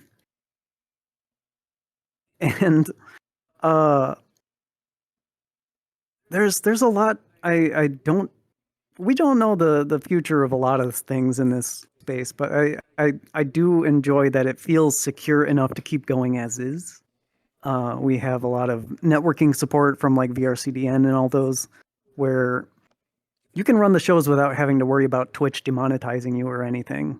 You know, I'm paying my DJ licensing as it is, and I've made like a $15 tip once. So the record industry can ask for that $15 back if they like. But I'm we're just kind of here enjoying it as is, and people are putting money into it more than they're getting out of it. And I know on an interview you had a while ago, I can't remember who it is, so I can't attribute it. You probably know, but someone had mentioned the Tip Your DJ initiative that they were kind of pushing with that. And I like that. I wish there was a better way to put up like some venues, this is something we could probably do, but some venues, they have like a little URL input and you can put up the poster. And anytime I have that available, I will make a poster. I always love to make the posters. And I want to be able to put up individual, like at the DJ deck, here's this person's information. Here's a button. And I know we can't do link buttons that bring you to a website externally or anything, but like there's a level of friction between people having to go, oh, let me check their profile. Oh, there's a link tree. Oh, there's their coffee. Now I can give them $20 on coffee for a good night. That's way too many steps, and people at the club don't think about that because that's just not the current culture. And while it would be nice, I don't expect that to happen anytime soon, but productions are getting bigger. And, I'm a streamer on the side of everything. I do my avatar work. I put out a lot of assets and give a lot of help for free. So I have subscribers on Coffee for me as a full entity. It's not going to the club. It's not going towards the avatar specifically. It's just like, hey, you're doing good. Here's $5. And I owe those people the world right now. But there's a lot that is kind of in flux with, people understanding and starting to realize there's a bigger community that's putting a lot of effort into just making things available and providing a good time. I think there was one venue, the first venue that Echo, the Fennec in the background here, had hosted. He's one of my staff. He ran a pop-up on a random night, and somebody did a gift drop of what was it, the 40 VRC Plus subscriptions in the middle of the instance. That's like $300-$400, something like that. Like, what? Someone had a good time, and I'm glad that went into distributing, a nice little perk to everybody in the instance. But I feel like VRC Plus isn't really where it needed to be at that time. It's starting to feel a lot more valuable nowadays, but like, I feel like as people start getting to the point where that becomes, there's more tipping culture. I want there to be, again, that less friction to know, hey, this DJ has a coffee for tipping. Hey, this DJ is on Twitch and you should go and follow them, right? Like, I want that up front and center for people to know that they are supporting somebody. That, putting out that little, hey, that was an awesome set. Even just a comment on a YouTube means the world to most of these DJs. Or on Twitch, that little one person currently watching, I don't know who's watching right now. It's probably 30 or 40, right? I mean, we do have a lot of people in chat right now, providing their opinions and very excited to see you. And that's the thing, Oh, that's exciting. Yeah. That's about what I get on my streams. And like, that's what I want to see all the time is like, there are people who are currently invested in what I'm doing. It isn't the fact that they're at the club, and I don't demand that people be up front and center at the stage, like cheering me on, but like, it means a lot that all these people are here right now. We're here. And it's a community that we're slowly building, in large and in small. Like there's a lot of things that are just, when Aliquim took me on to DJ, she didn't know who I was. She didn't care. She got me a little position and she said I did a nice job. And then I did like 20, I think that month I ended up doing 20 shows. I just was booked nonstop. And that encouragement, just knowing that people are said you did a good job, that means a lot. I think a lot of people need to start doing that too. Like, I know that at our community of people that love to rave and they go to the different events and they're like maybe even tied to a specific club in general that loves to go and see those DJs that do perform.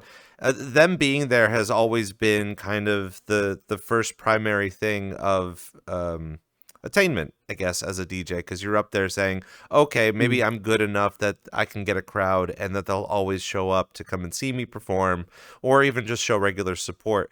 The outside of it too, that we talk about it loosely, just because again, I feel like most of the time on this program we're talking about how you can make a hobby into a profession, make some money, go play EDC or some big festival or something, which I'm hoping for everybody to do at any point in time.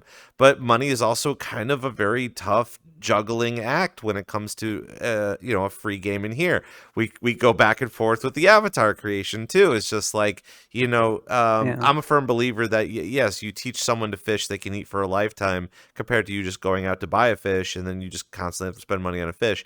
But if you're looking for a really tasty fish that's prepared very well, you'll spend the money for that instantly, compared to you trying to make a sashimi out of a puffer fish that with all the poisons and stuff like that.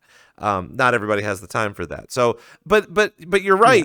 Having that understanding of getting to know your community even more. And I feel like a lot of people are very they're very scared. They're scared about it. And that seems like such a harsh term, but it's kind of true. That there's a disassociation between fame and just building a community and an understanding. And your low pressure look at it is so inviting and so fresh that people need to get that understanding. It's never just the amount of money that you can be making. I think another really good takeaway too is that if you go on Twitch and you go down to the bottom of the barrel of like 1 or 2 viewers, you go check their bio. I promise you, all the things that's in their bio is their Cash App or their Venmo or or their PayPal, and there's nothing exciting to learn about them besides they want money. And I don't want to say money is the root of all evils in here, but at the same time too, we are constantly still considering and thinking about the V-Buck system in here. How can we raise money to continue our passions without seeming too overly greedy, but also being able to pay, the staff and the people in our club and the people running the event and stuff like that, and just finding a nice common denominator on that. But you're right. I feel like getting the attention of the people that are coming out to see you, maybe finding a way to tip the DJ. That's always a very fun thing to do, but you can never put those pressures on those people, because they're doing their absolute best in the scenario that they're in. Not everybody's made of money, and not everybody could throw you $1. Even if it is $1, but sometimes you don't have $1. I know I sometimes don't have $1, so it's just like that part's kind of confusing. But it's even more confusing to be able to understand your value and your weight when that's something that you're hoping for that you don't receive. But going back to how you were saying that you want to continue to be humble and make this as a hobby, kind of makes us we should all probably take a step back and take a breather and remember that it is supposed to just be for fun. Yeah. And that's the thing, is like, this is where we come to get away from things. Back when Unity was coming after me, that was terrifying, because like they thought this was my business, that I was doing high level AR, MR kind of stuff. Like, but this is where I come because I wanted to not be doing architecture in my evening. I wanted to make something nice that others enjoy. And like the fact I was getting some money for the time that I spent on it, wonderful, awesome. But that wasn't like the purpose. I'm not out here like, I would like to be making a good profit for my time, but I'm definitely putting more elbow grease into it than I'm getting out. And that's not the point. It's about having this space and meeting these people. And a lot of people, they come here because this is where they can talk about all of their troubles and just kind of rant about the day. You could do that in a Discord call, but you can't look someone face to face. And on that note, like, you can't have the same face. This is a great place to really characterize yourself and find what look suits your mood. Because out here, you go out to the club and you're thinking about what you're wearing, what shirt you have, what dress you got. How are people going to react to certain things? How many glow sticks fit on my arm? Whatever. But like out here, it's you got to put on a whole you. So what is that going to be? You know, a lot of people spend a long time figuring that out. A lot of people kind of settle into the idea that they're just going to collect a bunch of meme avatars because that's funny, and that's what they want to do. And there's a good number of people who have the demo version of my model. I didn't slap it with like the sample text, you know, tattooed across the forehead or whatever. It is just available, and that is something that I want people to be able to get comfortable in, because is that you? You got to figure that out. Maybe you'll like it and you can move on to buying the avatar, or maybe that's just all you need. There's a lot of people who just have this face because this is the this is the default. Mm-hmm. And we covered that earlier. We're like, you know, even if people are just wearing the default, they just turn it on and that's it. There's so much personality that slowly starts to seep through. You start to recognize individuals just by the way they stand and the way they act, the face tracking that they might have. You can tell, like, someone could put on a completely new avatar, but the way they that little sly grin, you know, like, oh, you're not fooling me. And I guess the same thing goes with DJs too. Like, obviously, got a lot of people coming in here, and they'll be able to test the waters and be like, maybe this isn't something that I do want to do, and that's perfectly fine too. That you don't have to just constantly be a part of a thing that everybody's a part of, but at the same time, you know, there's still plenty of groups and ideas of self-expression and understanding how you get on with all that too. It's VRCDJ Live. We're sitting here with Hecka from Heckatronics, and we got a couple more minutes left of the program, and I was kind of we're speeding our way through as usually it is, you know, 2-hour program. But this is your opportunity, chat. We got a lot of people in chat, you know, just chiming in and talking about how great you are and how amazing you are, and we're shaking it up. I know, right? You got a whole fan base that wants to get to know you a little bit more, and it's funny too because we had a lot of DJs. I always bring up this kind of concept because it's like you go see, let's just say you go perform, right? After you're done performing, you probably want to go get some water or, you know, get a towel or, you know, a breather, go to the bathroom, get a snack or something like that. And then the rest of the night, it's just kind of, I'm tired. I'm just going to sit here and do whatever. So now this is the time for people to kind of come in and just ask you questions, you know, a lot of people might want to get to know, like, what's your favorite color? What's your favorite food? What's your favorite... I know what your favorite food is because I had to ask you earlier on, but I'm not going to tell. That was a trick. Yeah. Throwing you off the trail. Maybe you're a liar. Maybe you just lied about your favorite food to just please me, I guess. I don't know. But yeah, this is the time, chat. If you want to ask your questions, we have Hecka here for just a shorter amount of time. I want to dive in to the Space Cat, your model. Yeah. The idea. You were mentioning the fact that, like, you created this off of many different types of concepts. Obviously, the Robin Hood video from back in the day, I grew up with that. I can't say that has turned me partial for, but at the same time, you know, Zootopia, but like, talk to us about that process. Was it something that you had conceptualized, or is this something that you sketched out first, or what how did that whole process come to be? This cat, Hecka, as a character, was a very long journey of me making video game characters that are just like, some people have this thing where you make one character and you're like, hey, I've moved on from this game. I had whatever character design in Warcraft, and it's like, you know what, I want to make that character again while I'm starting up Guild Wars, or, you know, what have you. And the Final Fantasy 14 players might recognize some influences in the hairstyle, but I trust me, I had it before I knew about Y'shtola. But it's just there's a lot of journey to the way you build your characters, and some things are very personal. I'm very bad at making decisions. I have a picture. There's like 8 different concepts for the color of this character, where I painted up a nice little calico and did this one based off of like the colors of a latte, and I like the florals over here and this and that, and I'm like, what do I want? And then I just started drawing pictures or having friends draw pictures, and we just didn't color them in. And it's like, yeah, no, that's the final colors right there. Don't worry about it. You know, there's a gag in like the old Scott Pilgrim books where Scott comments on Ramona's hair color, and he's like, "Did you change your hair?" And the comic was in black and white, and when they upgraded the comic to a color edition, they add a little side note to say this joke was funnier when it was in black and white.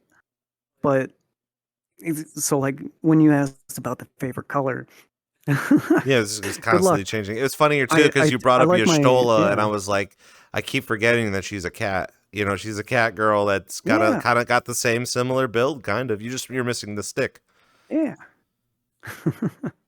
Yeah, and that's kind of the thing in a lot of people's like character design journeys too, is like anime cat girls, you might turn furry. It's just a warning. But even that, like, you know, having all those influences back in the day, we chatted about this earlier prior to the interview, but like, you don't have to be a furry to enjoy Robin Hood in 1970 whatever. Like, that was just a fun character. Bugs Bunny, all of that stuff, like, cool, awesome. You don't have to identify yourself as anything. You can just say that's a cool cat, and that's wonderful.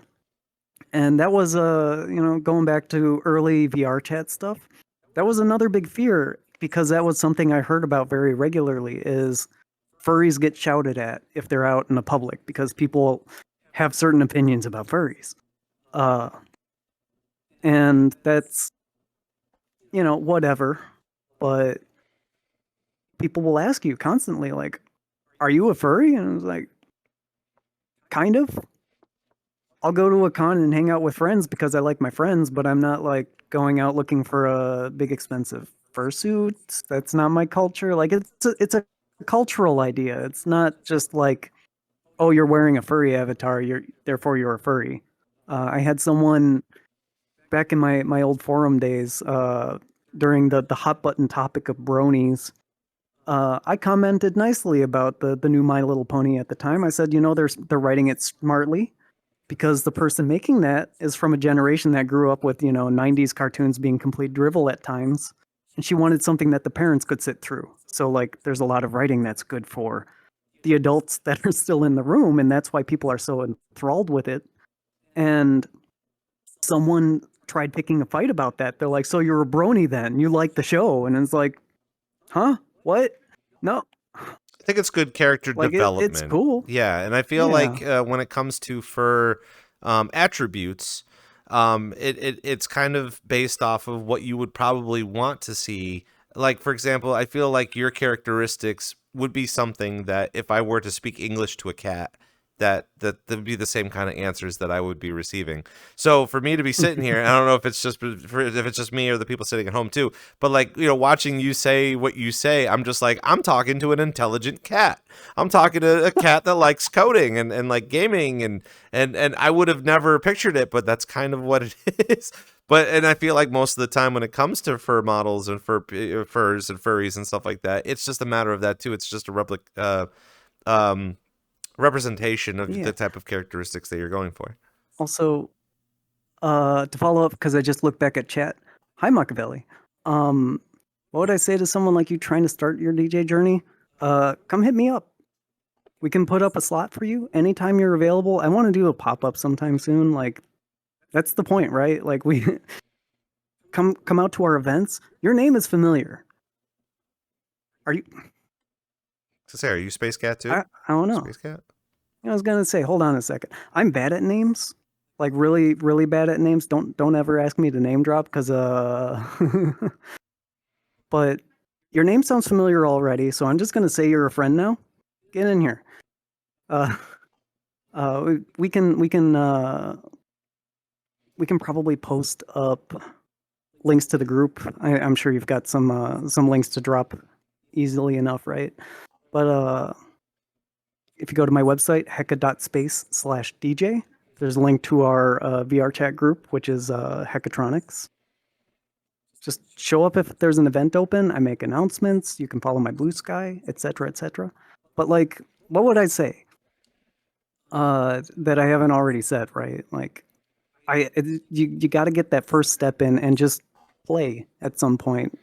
And at the end of our events, we have big open decks. A lot of spaces will have open decks available if you just ask someone who's managing it, and they'll go, yeah, sure, whatever. But that might be 1 to 3 in the morning, depending on where you're at. And that can't always be the easiest to catch. So maybe sometime we should do another one of our all open deck events where we just advertise it and say, show up, we'll do it. I'm gonna 'Cause piggyback. I'm gonna would like to piggyback encourage off that too. The fact that if you want to learn to DJ, I feel like a lot of the VRChat DJs in here are very approachable. You could just go up to them and ask them, you know, many questions about how the Absolutely. console works, how the software works, but do not do it while they're performing. Don't go up and ask all the questions when their brain is kind of going 5 miles an hour, you know, speeding off course. Yeah. I'm distractible. Don't worry about it. You know, you don't want to ruin an entirely good set because the DJ can't think fast enough of you know, thinking of all sorts of different things. So DJs are always approachable after the DJing part. So in a sense of what Hecka's been saying, come to the event, talk to the DJs, talk to Hecka, get that going. Probably a really good start with that too. Here's another one that I'm going to piggyback off of you too, because we were talking a little bit about it. I want to get to it before the end of the stream. Is Genrefluid. I want that term to kind of be hitting on everybody by the end of the year. I want people to say it. I mean, open format is cool. I love Genrefluid. I love how that kind of goes. Talk to us about some of your favorite genres that you like to perform right now. I know you were talking a little bit about Jet Set Radio. Have you been exploring other different genres too that you've been very interested in wanting to perform? Well, last night I played UK Garage, and I have zero collection for that, so I was just digging through music the past couple days and putting together a set, and I think it went wonderfully. It's one of those things too, like, you know, I've got my comfort zone, which is a lot of music I've collected over the years, and it's very, you know, Jet Set was a big thing for me when I was younger. I played a lot of Daft Punk Alive 2007. I liked the big shows and the things that could work together as like just a continuous string of things that sound good in one section. But I'm not very good with music theory or just generally understanding what I'm doing. I barely know the names of genres because most of the stuff I've liked on SoundCloud, like it's smaller DJs, well, not DJs, but smaller producers who like put a smiley face in the genre field, and it's like, okay. They'll just come up with something, and it's like, you know what? I like that they're freeform too. There's an energy to that, and it definitely speaks to the fact that I'm probably going to enjoy this, sure.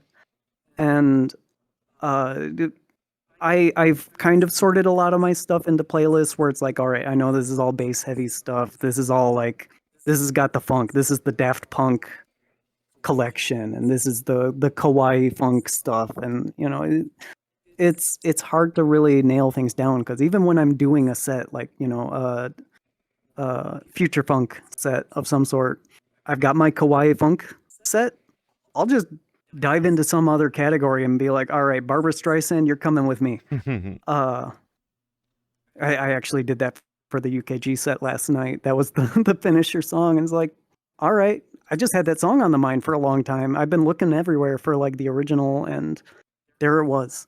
By Duck Sauce, I believe. But it's one of those things where you just kind of go with the vibes. Again, good energy, why not? So when it comes to like learning how to DJ and becoming a new DJ, what would you recommend for somebody that wanted to try to figure out what type of genre they want to start performing? Hold on, could you repeat that? I was just looking at Mojo's thing while you started asking, and it completely shut my brain when down. like, let's just say you want to come to an event and you want to start learning how to DJ, I feel like most new DJs in here are going to just feed off of the popular genre. For me, I still think that drum and bass is still a very popular thing in here to perform. And even UKG as well. But like for someone that's beginning, what would you recommend for a type of genre for them to start with? Do they go with the popular trend, or do they go with something that they may enjoy? I'd seek out music you enjoy first, even if it's really difficult to find stuff that mates up to it when you're like mixing things. Like so in my process specifically, like when I'm trying to build a set, I'm very much a pre-planner. I can't really do things on the fly for like a big performance. I have to put something together that's like this song goes into that one, and these two will play at the same time perfectly. I like pre-planning things, and if I have a song stuck in my head and I want this one to work, I will be listening to it for like several hours while I'm playing other music on top of it to be like, does this work? No. Does this work? So if you're going to be stuck listening and like trying to figure out what works with things, I would much rather listen to a song I like on loop for a while rather than find some top 40s or whatever. Do people do top 40s in here? Like, I really don't know. There's a lot of That's drum and literally bass. what I do is I top enjoy 40 bass that. house. Yeah. That's all I do. I mean, I watch your shows all the time. I mean, I might be by myself, but that's at the least I'm thing, like- enjoying it. Yeah. No, that's the thing is like everybody has something unique to bring that they enjoy putting together, right? And I don't know what's top 40s right now. That's my problem. I can't keep up with any scenes. I would rather sit and focus on the things I know and love, which happens to be a collection of music I mostly liked on SoundCloud in like 2014. But it just goes to show that I'll have people whatever ask you like me. to perform, you're always going to find someone that enjoys it with you, and then thus you have a big group of people listening to the stuff that you enjoy. That's all. Yeah, and that's kind of the thing too, is like if you have a specific taste in music, I strongly advise that if it's not popular, you play it. Because maybe people just don't know about it yet. There's a lot of music I play where people are like, I haven't heard this in 10 years. This is awesome. I wish more people would play that. Or what the heck did you just play? I've never heard that before. Shazam And it, yeah. they're asking for IDs nonstop. Yeah. And it's really cool to get people kind of like, oh, that's new. Ooh, what is that? Because that sparks that interest. That gets them starting to build their libraries. And as I said earlier, with the cats having to listen to my music, even if they don't like it, they're on that roller coaster with me because I might have something new to bring. I don't care if it's like a comfortable, safe zone to be playing the music. I want to make sure that it's exciting, which is tough, and it's not always going to work. And you might see me during my shows like, oh, that sounds bad. Live and learn. But that's kind of like why I like having my face on camera and like seeing the venue and feeling the vibe of me actually playing the song for you. Because it's not just the music playing, it is me bringing it to you. And, sometimes that's a cat bringing a fresh animal to your back doorstep and leaving it there, but You enjoy it, but at the same time, Yeah, you're like, well, yeah. we could move on with that. I do. oh, thank you. I do want to hit this question before the end of the show. Here is if you have any upcoming projects. I know you just released 2.0. Yeah, that was kind of a really big thing. So talk to us a little bit about what we're going to experience from Hecka, even towards the end of this year. Again, this is something where I am. My horizons have opened, and I am hoping to do a lot more work in general.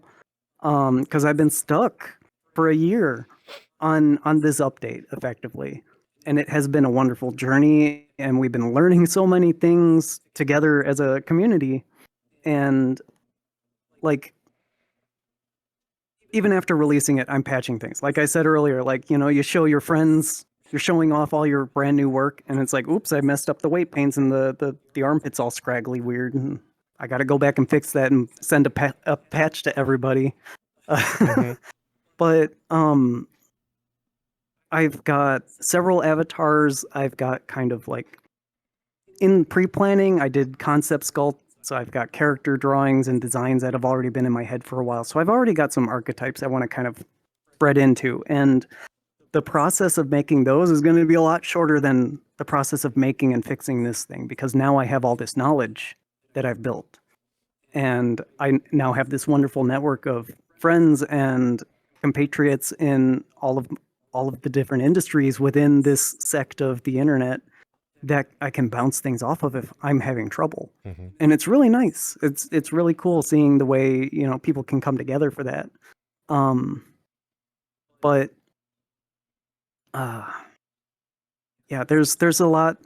Again, I touched earlier on the fact I kind of want to work on building out spaces, doing things just for the sake of the experiment. Small pop-up venues. We're not going to be building a big club heckatronics and trying to make a big deal about that. I still want it to be the space that we are bringing to everyone else as we currently are, right?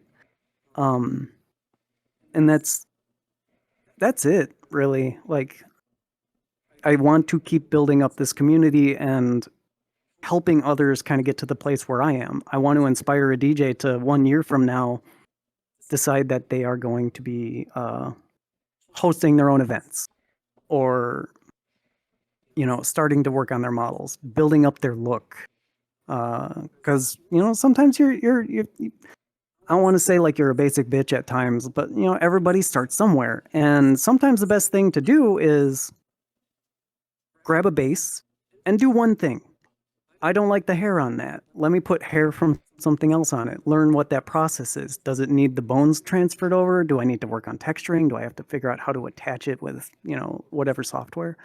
And that's something that's a small step, but it is a step. And then you have that knowledge and you move forward a little bit at a time. You start doing texture work. You learn how to do Substance Painter or a free alternative like Yuku Paint, or I don't know what the other free ones are right now. Mm-hmm.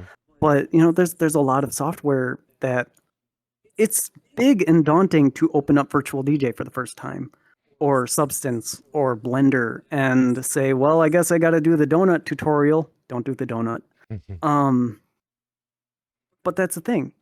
Asking someone else who knows what they're doing, just for that one little bit of help. How do I do this? How do I fix it? That gets you so much further every time. And then you might be making an avatar sooner than later, even if it's just for yourself. Doing nice custom clothing, putting a graphic on a t-shirt. Something simple that you can do in 10 minutes when you know how to do it. But if I told someone to install Unity today for the first time, they wouldn't know where to start. Right. They'd be fumbling all over the place. But yeah. And also, too, like, at some point in time, well, it's a little early, too, but I'm sure people are going to start thinking about their Halloween outfits and their Christmas outfits and Thanksgiving and going into New Year's. And I mean, for me, too, I gotta sit down and be like, okay, how do I want to handle this? But you have to give yourself a little bit of time and patience to be able to do that sort of stuff. But some really good sound advice, especially going into the new year, and Mm-hmm. especially after taking a whole year to kind of work on 2.0. And making those patches. It's gonna be really a really fun project. It is VRC DJ Live. We're sitting in with Hecka as well, and we're running out of time. And just as we normally do at the end of our shows, we have a rapid fire question answer thing that we love to do here on the program. If you've seen it before, and a lot of people are always looking for these types of answers. So out of everything that we've kind of talked about today, what is a good word of advice that you would give, whether it be for avatar creation, DJing, or even getting into the scene? Kind of what I was just going off about right now is, do one thing. Like Miranda and Chet said earlier, make it work first. Just make it exist. You can make it better later, right? And that's always the thing. Take that first step, or else you're just not stepping. There's no walk unless you start. The same thing goes with the DJing too. Like, obviously, you gotta you gotta start somewhere to do it, and then you kind of do it. Just play with your friends, get a little bit of encouragement. Run it to your Twitch account that has 0 followers yet because you just opened it today, and plug it into the TV in your world. Let your friends listen and say, "Hey, that was pretty good. Oh wow, how did you do that? What the heck?" Or just take advice of the songs that your friends want to listen to, and then you just play it them, and then your friends will like it anyway. Speaking of, then you immediately start learning about keys and how they don't mesh together yet. Oh, and you gotta find a little song to bridge them. That's always a very fun time when you have a minor going into a major. Good luck with that. Speaking about new musics and stuff like that, what are a couple of new musical artists that you've been listening to that we get to know a little bit more? New. Oh. Or it could be just any sort of musical artist that you really love listening to. Yeah, I was gonna say, someone who's featured a lot in my music, my sets is Professor Click, Kliq. It's Mike Else, who's another local to the Chicago area. I found him opening for a cover band in a dive bar in 2009, doing a DJ set, and I have been enthralled with his music ever since. He's gone on to do a lot of OSTs for games like Trackmania and a game called Spider Heck, which I jive with that. But he is absolutely up my alley for like the kind of funky, kind of breakbeaty. I think his genre falls into big beat. But he's classically trained in jazz and playing the cello, I believe. It's a very interesting combination of a lot of different genres that he plays that all flow into one really rhythmic, bouncing energy that I love. He's an absolute joy to mix his music into sets. You probably find him a lot on SoundCloud too, or even Spotify if you want to check that out as well. Speaking of which, I know it's kind of a hard question that people have a hard time answering, but who are the top 3 VRChat DJs that we can look forward to that you really enjoy? Top 3 VRChat DJs? Again, I'm bad at ranking things. I can't even pick my favorite color. But, I like combinations of colors for things, but... I'll advertise some of our DJs who are in our crowd here. We've got 2.0, who I mentioned earlier. She plays with a customized fox-looking Vixine model on Twitch. If someone in chat can shout her out for me, or at least spell that. I can't type here right now. TW0P0, you get it. She's a Final Fantasy 14 DJ. Plays for that club scene. She plays in VRChat as well now, thanks to me bullying her a little bit. She actually has a club space she built in VRChat now for her own, doing her events here, which is really cool to see. On top of that, we have Mantason, who is a... Are you in the crowd there? No, I did harass Mantason earlier. Mantason is a wonderful DJ. Plays a lot more vibey, housey kind of music. I forget the specific genre. They are also a Vixine user.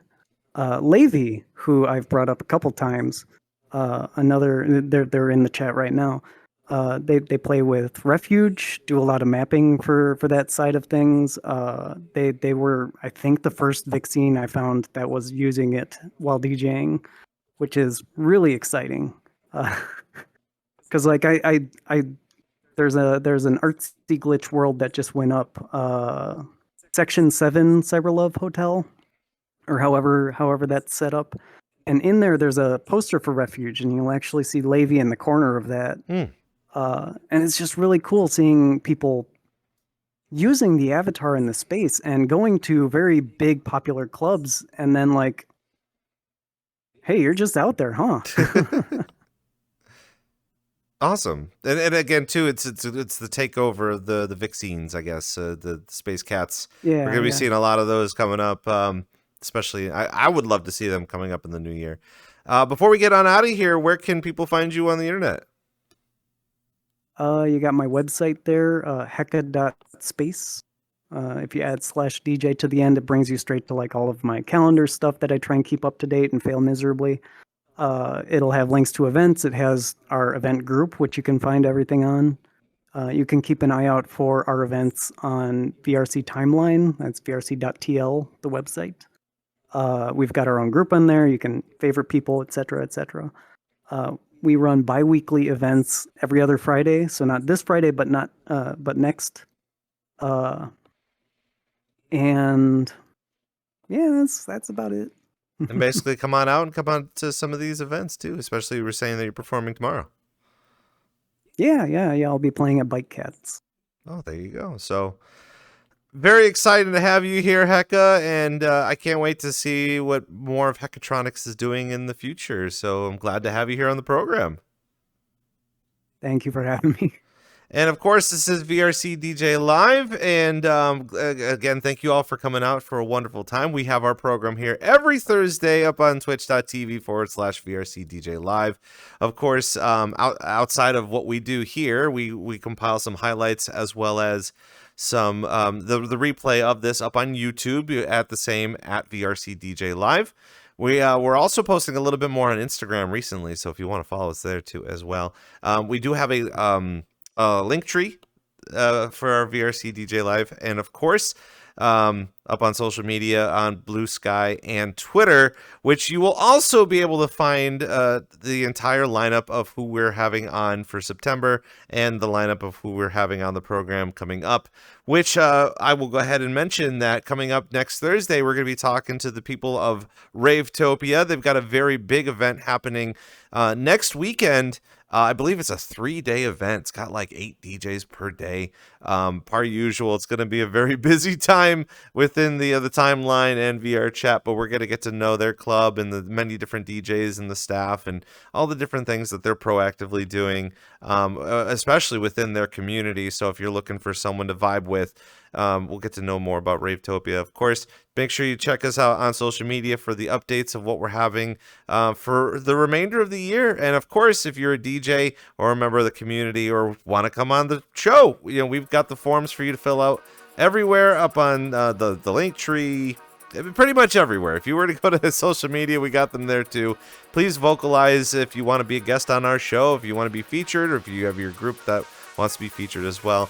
We would love to have you here on the program. So, with all that being said, for Heckatronics, our special guest, and the VRC DJ Live staff, I'm Rob Roman. Thank you guys for coming by, and we will see you next time. Bye.